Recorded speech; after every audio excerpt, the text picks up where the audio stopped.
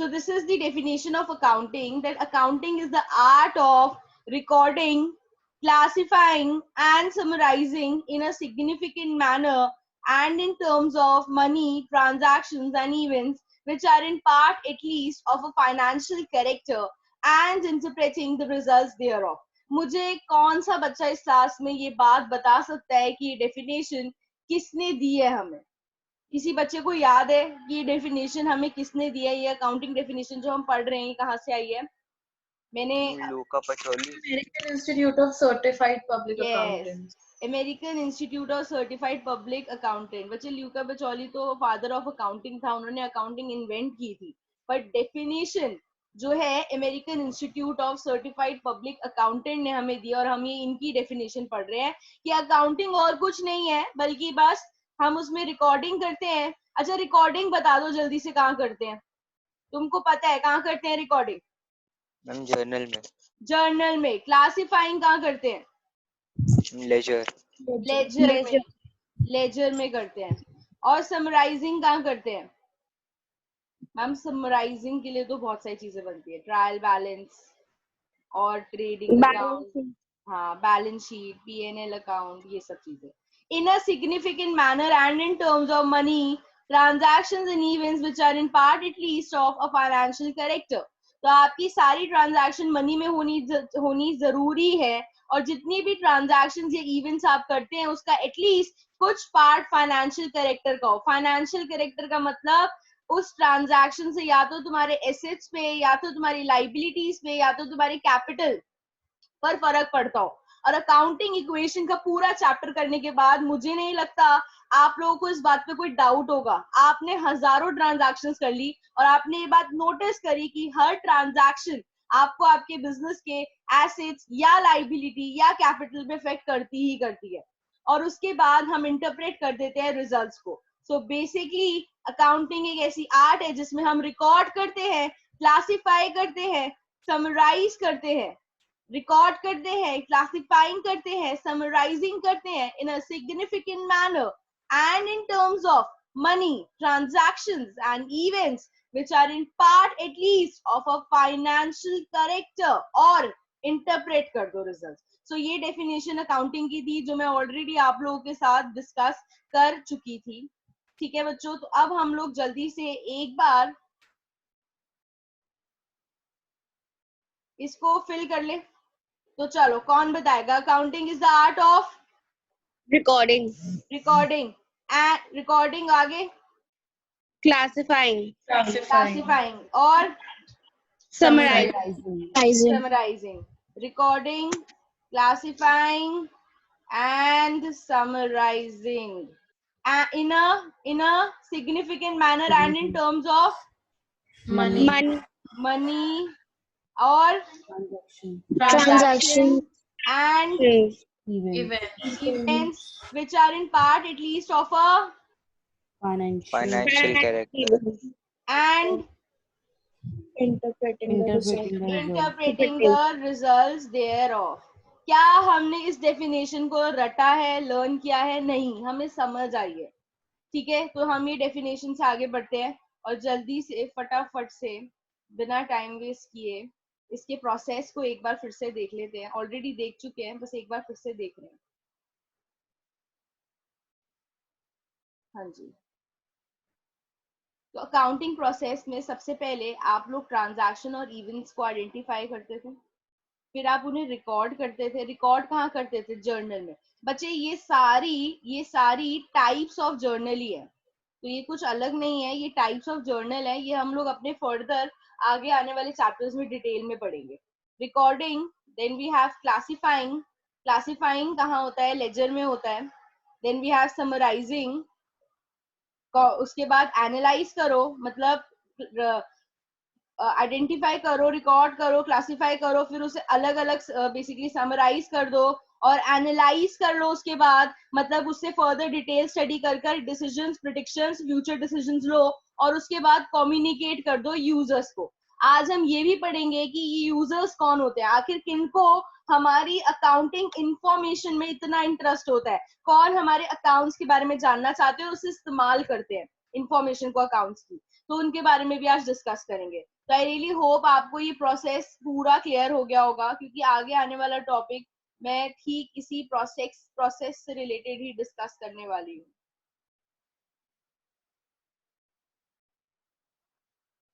तो जरा देखिए,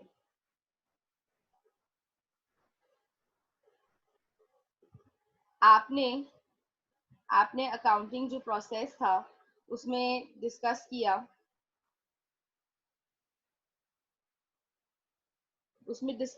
कि क्या क्या होता है अकाउंटिंग प्रोसेस में। क्या होता है, सबसे पहले आइडेंटिफाई होता है ट्रांजैक्शंस का, फिर हम उन्हें रिकॉर्ड करते हैं, फिर हम उन्हें क्लासिफाई करते हैं, और फिर हम इन्हें समराइज करते हैं, and then we interpret them, analyse करते हैं और इंटरप्रेट करते हैं, और लास्ट में हम लोग करते हैं कम्युनिकेशन। क्या करते हैं? कम्युनिकेशन करते हैं। अब मैं तुम्हें एक बात बताऊं, आइडेंटिफाई करना, रिकॉर्ड करना, क्लासिफाई करना, यहां तक ये 3 चीजें आपका बुक कीपिंग कहलाता है। क्या कहलाता है? Book keeping. क्योंकि यहां तक आप सिर्फ अपने अकाउंट्स को मेंटेन कर रहे हैं, रिकॉर्ड कर रहे हैं उसे, उसके बाद उसे क्लासिफाई कर रहे हैं, लेकिन यहां से summarise, analysis and interpretation, communication, यहां पर आप कर रहे हैं एक्चुअल अकाउंटिंग। यहां पर आप कर रहे हैं एक्चुअल अकाउंटिंग। बेसिकली बच्चों, हम लोग इस सबको बोलते क्या है? अकाउंटेंसी। इन सब की स्टडी को हम लोग क्या बोल रहे हैं? अकाउंटेंसी बोल रहे हैं। लेकिन इसको फर्दर हमने बोला कि आइडेंटिफाई करना, रिकॉर्ड करना, क्लासिफाई करना इज एक्चुअली बुक कीपिंग। आप सिर्फ एक बेसिकली बुक्स मेंटेन कर रहे हैं अकाउंट्स की। You are just maintaining the book of account. आप यहाँ पे जर्नल बना रहे हैं, आप यहाँ पे लेजर बना रहे हैं, लेकिन इस सब इंफॉर्मेशन से जो है आपका रिजल्ट है वो समराइजिंग में निकल रहा है। क्योंकि आप वहां पे प्रॉफिट लॉस कैलकुलेट करते हैं, अपनी बैलेंस शीट बनाते हैं, जिससे आपको ये पता चलता है कि आपकी क्या पोजीशन है मार्केट में, एनालाइज करते हैं और कम्युनिकेट करते हैं। तो बच्चों, बुक कीपिंग और अकाउंटिंग में सबसे बड़ा फर्क ही यही है। जरा मुझे बताओ, बुक कीपिंग में क्या क्या होता है? मैम देखो, हमारा जो पूरा अकाउंटिंग प्रोसेस है, जो हम पूरे अकाउंटिंग प्रोसेस की बात कर रहे हैं, उस प्रोसेस में टोटल आइडेंटिफिकेशन ऑफ ट्रांजैक्शंस आता है, रिकॉर्डिंग आता है, क्लासिफाइंग आता है, then we have summarising, then we have analysis and interpretation and communication. ठीक है, अब मैंने उसमें क्या करा, मैंने बोला आइडेंटिफाई करना, रिकॉर्ड करना और क्लासिफाई करना बुक कीपिंग है। क्या है? बुक कीपिंग है। तो बुक कीपिंग इन्वॉल्व्स 3 स्टेप्स। पहला, आइडेंटिफिकेशन ऑफ ट्रांजैक्शन। पहला क्या स्टेप है? Identification of transaction. दूसरा, रिकॉर्डिंग। तीसरा क्लासिफाइंग। तो ये बुक कीपिंग है। अकाउंटिंग क्या है? अकाउंटिंग मैम समराइजिंग है, एनालिसिस एंड इंटरप्रिटेशन है, और बेसिकली कम्युनिकेशन है। ठीक है बच्चों? ठीक है, तो अब जरा एक बार हम लोग देख लेते हैं एग्जैक्टली इसका डिफरेंस। ये बड़ा ही इंपॉर्टेंट क्वेश्चन है, ये एक्सट्रीम इंपॉर्टेंट क्वेश्चन है, बहुत ज्यादा इंपॉर्टेंट क्वेश्चन है। ये टीचर्स का फेवरेट कह लो क्वेश्चन माना जाता है। ये टीचर्स का फेवरेट क्वेश्चन माना जाता है, इंपॉर्टेंट। तो हम इसके डिफरेंस पे आएंगे। जरा ये लाइन पढ़ो, ये लाइन तुमको पढ़ने से पहले क्लियर थी, ये लाइन आप लोगों को पढ़ने से पहले क्लियर थी। Book keeping is concerned with identifying financial transactions, measuring them in money terms, recording them and classifying them। 4 चीजें बच्चों, 4 चीजें बुक कीपिंग में, आइडेंटिफाइंग, मेजरिंग, रिकॉर्डिंग और क्लासिफाइंग। ठीक है, accounting is concerned with summarising, interpreting and communicating. तो आपके पूरे प्रोसेस, जो आप पूरा प्रोसेस पढ़ रहे थे कि ये होता है, ये होता है, ये होता है, ये होता है, ये होता है, उसको हमने बांट लिया। कुछ स्टेप्स उसके बोले कि बुक कीपिंग कर रहे हो, book keeping basically means book keeping, book बना रहे हो, बुक्स मेंटेन करते हो, तो उसमें आप क्या करते हो, identifying, measuring them in money terms, recording them in books of accounts and classifying. तो पहले जो 4 स्टेप्स है वो तुम्हारा बुक कीपिंग है और अगले 3 अकाउंटिंग है। तो मेरे को ये डेफिनेशन पढ़ने की जरूरत ही नहीं है, मुझे पहले से ही पता था। चलो फटाफट से बताओ मुझे, तुम लोग बताओ। चलो अकाउंटिंग प्रोसेस में पूरा जो इसका स्टेप्स है बताओ। सबसे पहले क्या करते हो, Identifying the transaction. Identifying, उसके बाद measuring into money terms, measuring them in money terms, उसके बाद Recording. उसके बाद recording, Classifying. classifying, then and summarizing, summarising, उसके बाद Interpreting. communication, analysis and interpretation और कम्युनिकेशन। ठीक है, ये करते हैं। अब एक्चुअली में आइडेंटिफाई, मेजरिंग, क्लासिफाइंग, यहाँ तक ये 4 स्टेप जो हैं, this is your book keeping, this is your book keeping, और summarising, analysis, interpretation, communication is your accounting. तो बच्चे क्या आप लोगों को आपका पहला डिफरेंस क्लियर हो गया स्कोप पे? Book keeping is concerned with 4 things: identifying financial transactions, measuring them in money terms, recording them and classifying them, right? और अकाउंटिंग भी क्लियर हो गया, 3 चीजें ma'am: summarising, analysis and interpretation, and communicating the results. Is that clear? Is that clear? Yes, ma'am. yes ma'am. Great. अब पहला difference जो था वो स्कोप के ऊपर था कि बेसिकली आपका जो बुक कीपिंग है और आपका जो अकाउंटिंग है उसके स्कोप में क्या फर्क है। तो बुक कीपिंग पहले 4 चीजें करता है, अकाउंटिंग 3 चीजें करता है।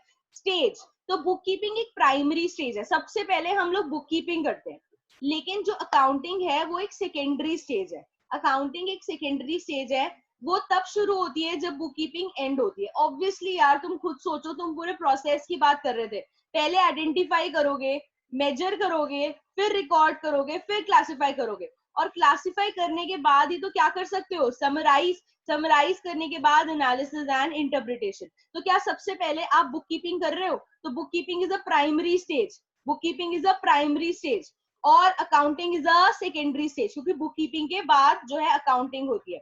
और इसने बोला it is the basis for accounting. Definitely यार, जो ट्रांजैक्शंस तुम रिकॉर्ड करते हो, उसे क्लासिफाई करते हो, क्या उसे ही तो हम समराइज कर रहे हैं? तो अकाउंटिंग के लिए बुक कीपिंग एक बेसिस ही तो है। दूसरी चीज, अकाउंटिंग शुरू कब हुई, समराइजिंग कब शुरू हुई? जब क्लासिफाइंग खत्म हुई।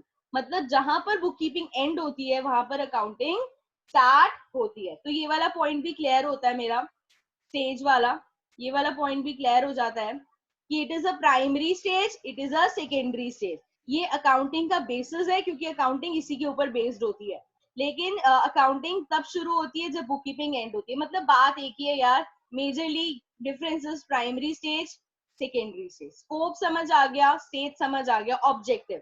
अब बुक कीपिंग क्यों करते हैं हम रिकॉर्ड क्यों कर रहे हैं, हम क्लासिफाई क्यों कर रहे हैं? क्यों कर रहे हैं? ताकि हम सिस्टमैटिक रिकॉर्ड बना सके ट्रांजैक्शंस का, सिस्टमैटिक रिकॉर्ड ऑफ ट्रांजैक्शंस बना सके। लेकिन अकाउंटिंग में क्या तुम समराइज कर रहे हो? क्या समराइज में तुम अपना प्रॉफिट या लॉस कैलकुलेट करते हो पीएनएल बना के, या बैलेंस शीट बना के तुमको तुम्हारे बिजनेस की पोजीशन के बारे में पता चलता है? तो देखो यही लिखा है, the objective of accounting is to ascertain the net results of operation, financial position, तो and to communicate information to the interested parties. मतलब आप एसरटेन कर सको, एसरटेन मतलब कैलकुलेट, डिटरमाइन कर सको, आप डिटरमाइन कर सको कि आपका नेट रिजल्ट क्या है। एसरटेन मतलब डिटरमाइन कर सको कि आपका जो है नेट रिजल्ट क्या है ऑपरेशंस का। नेट रिजल्ट मतलब प्रॉफिट या लॉस, और फाइनेंशियल पोजीशन के बारे में आप लोग जान सको और फिर कम्युनिकेट कर सको। तो बच्चों समझ आ गया इसके ऑब्जेक्टिव, इसका main objective to maintain the systematic records of financial transaction. इसका क्या है कि ये सिस्टमैटिक रिकॉर्ड बना सके फाइनेंशियल ट्रांजैक्शंस का। लेकिन यहाँ पे इसका ऑब्जेक्टिव क्या है कि एसरटेन कर सके, डिटरमाइन कर सके कि इसके ऑपरेशंस यानी इसके बिजनेस का रिजल्ट क्या है, प्रॉफिट आया है या लॉस आया है। और इसकी फाइनेंशियल पोजीशन क्या है, और फिर उसे कम्युनिकेट कर सके। बात क्लियर हो गई? Objective clear, stage clear, scope clear. Nature of job, बच्चे बुक कीपिंग ना हमें रोज करनी पड़ती है, बुक कीपिंग हमें रोज करनी पड़ती है, ये रूटीन इन नेचर है। We have to do it regularly, this job is routine in nature. आपको रोज रिकॉर्ड करनी पड़ेंगी ट्रांजैक्शंस, क्योंकि रोज आपकी ट्रांजैक्शंस होती है, राइट? लेकिन अकाउंटिंग में आप क्या करते हैं? आप प्रॉफिट एंड लॉस अकाउंट बनाते हैं, क्या आप बैलेंस शीट बनाते हैं? बच्चे ये बैलेंस शीट और प्रॉफिट एंड लॉस अकाउंट ना हमेशा आपके ईयर एंड में बनता है। तो ये जो जॉब है ना, ये एनालिटिकल और डायनेमिक है, ये काम रोज का है, बुक कीपिंग रोज का काम है। रोज मैं ऑफिस में आऊंगी, किताबें खोलूंगी और उसमें नोट करना शुरू कर दूंगी कि ये ट्रांजैक्शन, ये ट्रांजैक्शन, ये ट्रांजैक्शन। लेकिन अकाउंटिंग जो है वो रोज का काम, मतलब इन शॉर्ट ये ऐसा नहीं कि बुक खोल के बस मेंटेन करनी है। अकाउंटिंग ऐसा काम है जहां पर मुझे अपनी एनालिटिकल स्किल्स का इस्तेमाल करना पड़ता है, अपनी नॉलेज का इस्तेमाल करना पड़ता है, अपने लॉजिक्स का इस्तेमाल करना पड़ता है। So this job is analytical in nature, लेकिन ये रूटीन है, रोज करते हैं। परफॉर्मेंस देखो, बुक कीपिंग जूनियर स्टाफ भी कर सकता है। मैं सच बताऊं तुम्हें एक बात, तुम लोग जब क्लास 11th कर लोगे तो बुक कीपिंग तुम लोग भी कर सकते हो, क्योंकि क्लास 11th में तुमको जर्नल बनाना सिखा देंगे, तुमको लेजर बनाना सिखा देंगे, बेसिक अकाउंटिंग नॉलेज तुम लोगों के पास हो जाएगी और तुम जो है परफॉर्मेंस कर सकते हो। लेकिन अकाउंटिंग के लिए we need well trained accountants, हमें सीनियर स्टाफ की जरूरत पड़ती है जिनको एक प्रॉपर नॉलेज हो, एक प्रॉपर प्रोफेशनल नॉलेज हो अकाउंट से रिलेटेड। बात समझ में आ गई आप लोगों के? तो बेसिकली मैंने कितने कितने पॉइंट्स की बात की यार, ये बहुत इंपॉर्टेंट डिफरेंस है, बहुत ज्यादा। Teacher as it is 4 number का बहुत बार दे देती है। स्कोप हमें समझ आ गया, आइडेंटिफाइंग, बोलो आइडेंटिफाइंग, मेजरिंग, रिकॉर्डिंग, क्लासिफाइंग, ये 4 चीजें बुक कीपिंग में आती हैं। Summarising, analysis, communication comes in the accounting. ये एक प्राइमरी स्टेज है, ये एक सेकेंडरी स्टेज में होता है। ऑब्जेक्टिव है कि हम बुक्स मेंटेन कर सके, इसका ऑब्जेक्टिव है कि भैया फाइनेंशियल पोजीशन पता चल जाए, रिजल्ट पता चल जाए, रिजल्ट मतलब फाइनेंशियल परफॉर्मेंस के बारे में पता चल जाए, इन शॉर्ट कम्युनिकेट कर सके और इंफॉर्मेशन को। ये काम रूटीन होता है, ये काम जबकि एनालिटिकल और डायनेमिक नेचर का होता है। ये वाला काम जूनियर स्टाफ परफॉर्म कर सकता है, लेकिन ये वाले काम के लिए हमें सीनियर स्टाफ ही चाहिए होता है। ठीक है बच्चों, ये सारी बातें हम लोगों ने डिस्कस कर ली। Special skills, book keeping is mechanical in nature and thus does not require special skills। Mechanical in nature का मतलब है कि मुझे यहाँ पर कोई स्पेशल नॉलेज की जरूरत नहीं है बुक कीपिंग के लिए। मुझे आप जर्नल सिखा दो, मुझे आप एक बार बेसिक सा लेजर सिखा दो, मैं आराम से रोज आऊंगी, आपके अकाउंट्स बुक खोलूंगी और उसमें चुपचाप अपनी ट्रांजैक्शंस रिकॉर्ड करने लग जाऊंगी जर्नल की फॉर्म में, फिर उसे क्लासिफाई भी कर दूंगी। तो ये एक मैकेनिकल काम है, ये मेहनती काम है। आप रोज आकर नोट डाउन करोगे, उसका रिकॉर्ड मेंटेन करोगे, तो इसके लिए आपको कोई स्पेशल स्किल्स नहीं चाहिए। लेकिन डेफिनेटली बच्चों अकाउंटिंग के लिए यू रिक्वायर स्पेशल स्किल्स, क्योंकि तभी आप एनालाइज कर पाओगे और इंटरप्रेट कर पाओगे। अकाउंट्स बन गए, इसकी फर्दर स्टडी वही कर सकता है जिसके पास स्पेशल स्किल्स हो, और फ्यूचर डिसीजंस भी उसके बेसिस पे वही ले पाता है जिसके पास स्पेशल स्किल्स हो, एनालिसिस और इंटरप्रेट की एबिलिटी हो। बात समझ में आ गई? तो स्कोप समझ आ गया मैम। स्टेज ये प्राइमरी स्टेज है, ये सेकेंडरी स्टेज है मैम। ऑब्जेक्टिव में मैम ये प्रॉपर बुक्स ऑफ बेसिकली इसका रिकॉर्ड मेंटेन करता है, और यहाँ पर ये फाइनेंशियल पोजीशन जानना, फाइनेंशियल परफॉर्मेंस जानना, कम्युनिकेट करना, ये सारा ऑब्जेक्टिव है मैम। नेचर ऑफ जॉब की अगर आप बात करते हो तो ये जॉब रूटीन में है, लेकिन ये एनालिटिकल है। यहाँ पे जूनियर स्टाफ भी परफॉर्म कर सकता है, यहाँ पे सिर्फ सीनियर स्टाफ परफॉर्म करता है मैम। यहाँ पर स्पेशल स्किल्स की जरूरत नहीं है, यहाँ पर we need special skills. Is that clear? We need special skills. Okay बच्चों, fine, clear हो गई ये बात? Yes.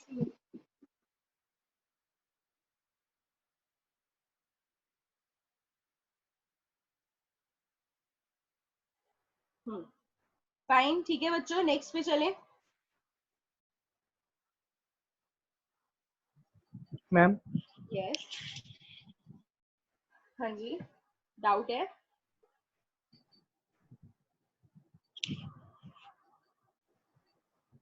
किसी को डाउट है इस पूरे डिफरेंस में? ये सहज, मुझे आपकी आवाज सुनाई दे रही है?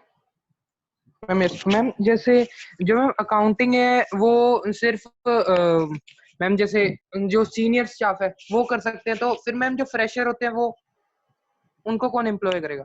देखो सीनियर स्टाफ का मतलब है कि एक्सपीरियंस लोग और with a good knowledge. Senior का मतलब क्या है, मैं डायरेक्टली कहीं पे सीनियर भी लग सकती हूँ जाकर, लेकिन मेरे पास नॉलेज अच्छी होनी चाहिए, राइट? मैं सीधा जाकर किसी भी कंपनी के टॉप मैनेजमेंट में जा सकती हूँ, बट आई शुड हैव उतना नॉलेज जितना वहां पर चाहिए। जो MBAs होते हैं, क्या वो जरूरी नहीं है वो डायरेक्टली जाके लोअर उसमें काम करे, वो सीनियर में भी जा सकते हैं।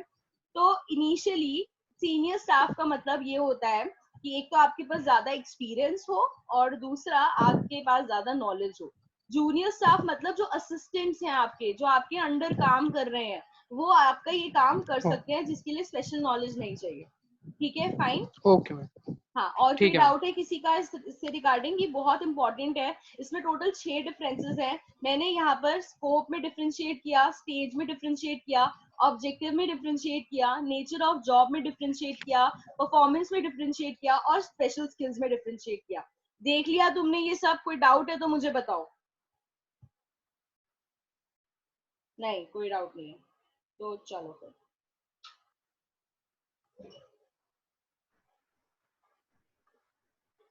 चलो अब देखते हैं इसको कितना आया है। हम बात कर रहे थे बुक कीपिंग और अकाउंटिंग की, तो चलो पहले स्कोप से डिफरेंशिएट करो। Book keeping is concerned with 4 things. बताओ वो 4 चीजें क्या है? Just tell me the 4 things.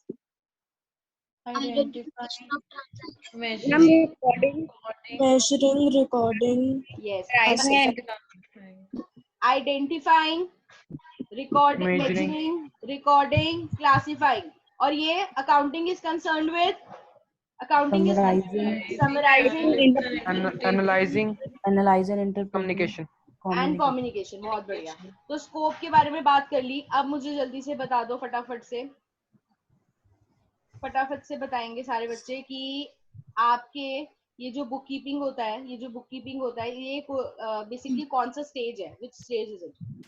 primary stage, Primary. It's a primary stage, it's a Primary stage. हाँ, accounting is a secondary secondary stage. तो स्टेज भी समझ आ गया। अच्छा, इसका ऑब्जेक्टिव क्या है? बुक कीपिंग का ऑब्जेक्टिव क्या है?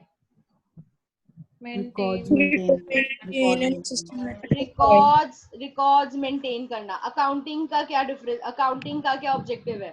हम 3 ऑब्जेक्टिव, अकाउंटिंग के 3 ऑब्जेक्टिव्स है। फाइनेंशियल पोजीशन, अपना रिजल्ट जाना बिजनेस का, यानी एक तरीके से प्रॉफिट या लॉस, और कम्युनिकेट करना। तो 3 ऑब्जेक्टिव्स हैं अकाउंटिंग के। Is that clear? उसके बाद ऑब्जेक्टिव के बाद परफॉर्मेंस। कौन कर सकता है ये? बुक कीपिंग कौन कर सकता है? Junior staff. जूनियर स्टाफ भी कर सकता है, लेकिन अकाउंटिंग के लिए क्या चाहिए? सिर्फ सीनियर स्टाफ। अच्छा, नेचर क्या है? नेचर बुक कीपिंग का नेचर क्या है? routine routine. और इसका? analytic and dynamic, very good. ये एनालिटिकल और डायनेमिक होता है। क्या इसके लिए स्पेशल स्किल्स चाहिए बुक कीपिंग के लिए? नो। अकाउंटिंग के लिए चाहिए? yes, अकाउंटिंग के लिए मुझे स्पेशल स्किल्स की सख्त जरूरत है। तो बहुत बढ़िया, आप लोगों ने इसका डिफरेंस कर लिया है। कम से कम 4 नंबर आप लोगों के हो चुके हैं इसमें। अब मैं ऑब्जेक्टिव पे आ रही हूँ। हम ऑब्जेक्टिव्स ऑफ अकाउंटिंग को डिस्कस करने वाले हैं। बच्चों, कभी भी किसी चीज का ऑब्जेक्टिव पता है क्या होता है? जैसे आप लोग अगर कोई काम कर रहे हैं, जैसे आप लोग अपने घर में कुछ भी कर रहे हैं, आपकी मम्मी किचन में कुछ खाना बना रही है और आप जाके मम्मी से पूछते हो कि मम्मा आपका ऑब्जेक्टिव क्या है ये करने का? आपका ऑब्जेक्टिव क्या है? मम्मी प्रिपरेशन कर रही है, मम्मी वेजिटेबल्स कट कर रही है, मम्मी बेसिक प्रिपरेशन कर रही है खाना बनाने के लिए, तो आप जाके पूछते हो कि मम्मी आपका ऑब्जेक्टिव क्या है? मम्मी कहती है हिंदी में बात कर। मम्मी कहती है हिंदी में बात कर। ऑब्जेक्टिव क्या मतलब?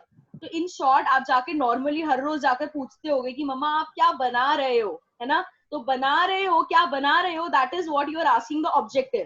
तो अकाउंटिंग आपने सीख लिया क्या है, कैसे होती है, प्रोसेस जान लिया आपने, क्या है वो भी जान लिया। अब हम इसका ऑब्जेक्टिव जानेंगे कि हम ये सब जो कर रहे हैं ये हम क्यों कर रहे हैं, इसको करने से हमें क्या मिलेगा, इसको करने से हमें क्या मिलेगा। तो सबसे पहली चीज ऑब्जेक्टिव में आती है recording financial transaction and events. Accounting करने से हम लोग अपने फाइनेंशियल ट्रांजैक्शंस को और फाइनेंशियल इवेंट्स को रिकॉर्ड कर पाते हैं, ये एक ऑब्जेक्टिव है। दूसरा ऑब्जेक्टिव ये है कि मैं अपने बिजनेस का प्रॉफिट या लॉस डिटरमाइन कर सकती हूँ। डिटरमाइन मतलब बच्चों कैलकुलेट कर सकती हूँ कि मुझे एग्जैक्टली मेरे बिजनेस में कितना प्रॉफिट कितना लॉस हुआ है। Is that clear? मुझे मेरे बिजनेस में कितना प्रॉफिट कितना लॉस हुआ है जल्दी से बता सकता है कोई बच्चा? मुझे ऐसे कौन से अकाउंट्स बनाने होंगे जिससे मैं ये डिटरमाइन कर सकती हूँ? याद है किसी को? Profit and loss account, trading account पहला और दूसरा प्रॉफिट एंड लॉस अकाउंट। तो ये दो अकाउंट्स मैं जब बनाती हूँ तो बेसिकली मैं क्यों बनाती हूँ? ताकि I can determine my profit and loss. तो पहला ऑब्जेक्टिव ये है कि भैया ट्रांजैक्शन और इवेंट्स को रिकॉर्ड करना, दूसरा प्रॉफिट या लॉस डिटरमाइन करना, तीसरा फाइनेंशियल पोजीशन डिटरमाइन करना। आपके बिजनेस में आपकी बिजनेस की पोजीशन क्या है? आपके बिजनेस में आपके पास कितने एसेट्स हैं, कितनी लाइबिलिटीज हैं, कितना कैपिटल है? क्या कोई बच्चा मुझे बता सकता है कि फाइनेंशियल पोजीशन डिटरमाइन करने के लिए मुझे क्या बनाना जरूरी है? Balance sheet. बैलेंस शीट बनाना है। Very good. पता है ये मैं क्यों तुमसे पूछ रही हूँ? क्योंकि तुम लोग ना जब इन पॉइंट्स के एक्सप्लेनेशन लिखोगे ना इन केस कभी पेपर में, तो आपको उसके एक्सप्लेनेशन में लिखना होगा कि accounting like from accounting we are able to determine our profit and loss because we prepare trading account and profit and loss account। तो बच्चे हम ना कभी भी थ्योरी को वर्ड टू वर्ड लर्न नहीं कर सकते। हमारे साथ प्रॉब्लम ये है we cannot learn each and every word of the theory, but हमें ना कुछ बेसिक टर्म्स उस थ्योरी की दिमाग में रखनी पड़ती है। जैसे अगर आपकी टीचर ये डिटरमाइन प्रॉफिट या लॉस का पॉइंट जो है चेक करेगी तो वो ये ढूंढेगी कि क्या आपने ट्रेडिंग अकाउंट और profit and loss account word को इस्तेमाल किया है। अगर किया है तो वो आपको नंबर देगी।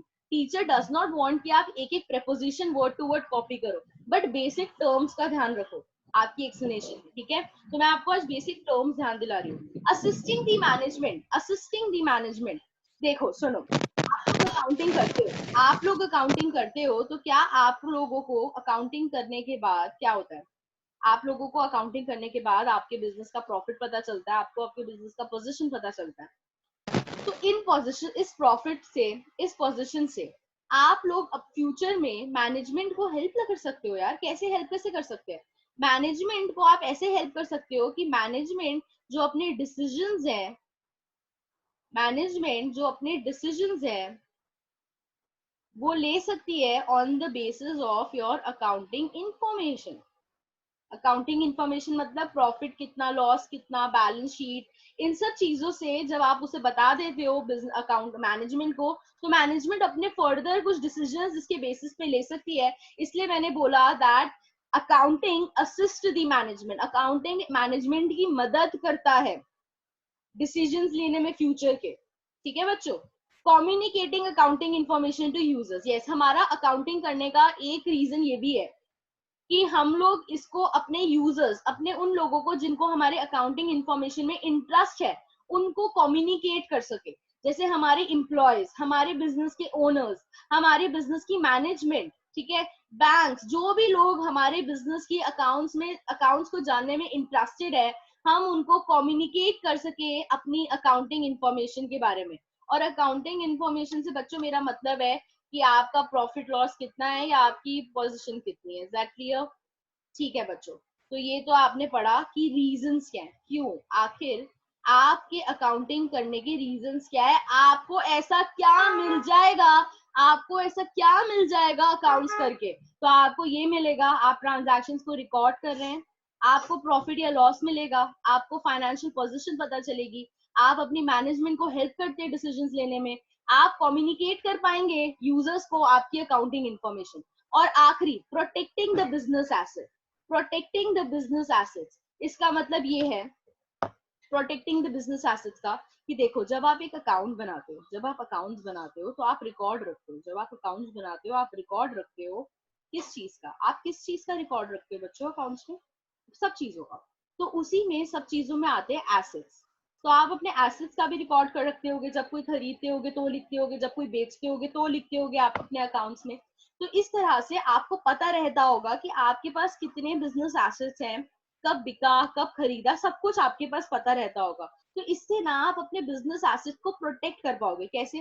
कल को अगर कोई एसेट जो है, आप ऐसा नहीं होगा कि कोई एसेट गुम गया या कोई चोरी हो गई, आपको पता ही नहीं है आपके कितने एसेट्स हैं, तो आपके पास एक प्रॉपर इंफॉर्मेशन रहेगी कि मेरे पास मेरे इतने एसेट्स हैं। कल को अगर कोई एसेट डैमेज होता है, खराब होता है, चोरी हो जाता है, कुछ भी हो जाता है, तो you can actually have a record और आपको पता लग जाएगा एकदम से कि अच्छा ये तो पता नहीं क्या कहाँ गया ये एसेट।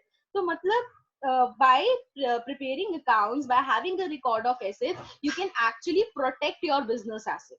ठीक है बच्चों, you can actually protect your business asset. इनमें से कोई भी पॉइंट अगर आप लोगों को क्लियर नहीं हुआ है तो आप मुझे बता सकते हैं।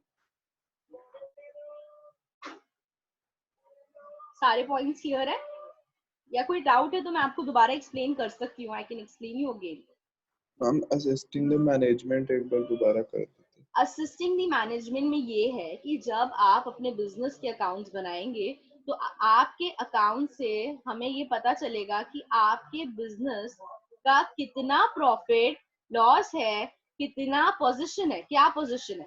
तो जब मुझे ये पता रहेगा कि मेरे बिजनेस में कितना प्रॉफिट लॉस हुआ है, मेरे बिजनेस में मेरे एसेट्स कितने हैं, मेरी लाइबिलिटीज कितनी है, तो मैं बीइंग द मैनेजमेंट जो है फ्यूचर में डिसीजंस इसकी मदद से लूंगी।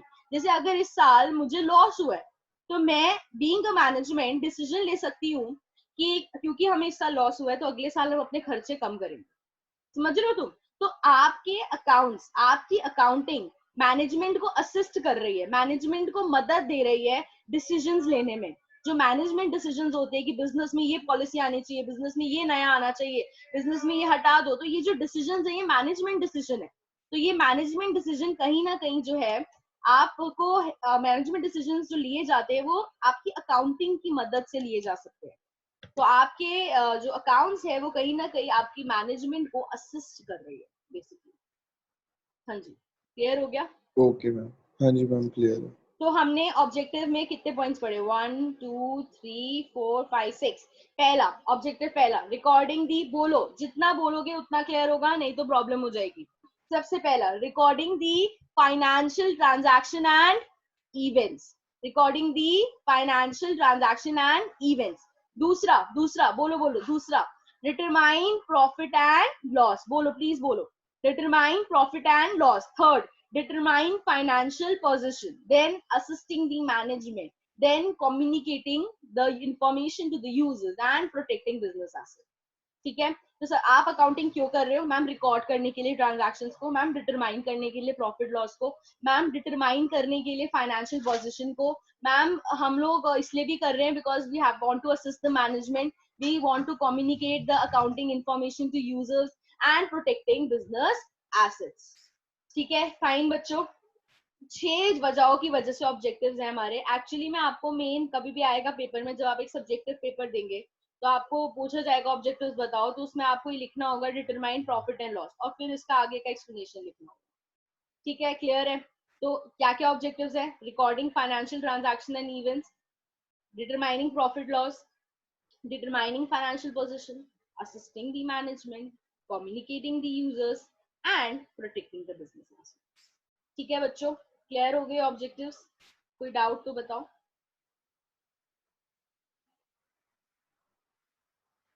कोई डाउट नहीं है?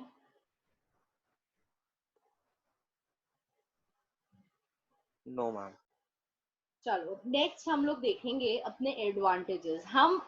हम अकाउंटिंग क्यों करते हैं, मतलब अकाउंटिंग करने से हमको क्या मिलेगा ये हम देख चुके हैं। अब अकाउंटिंग करने के फायदे, अकाउंटिंग करने के फायदे।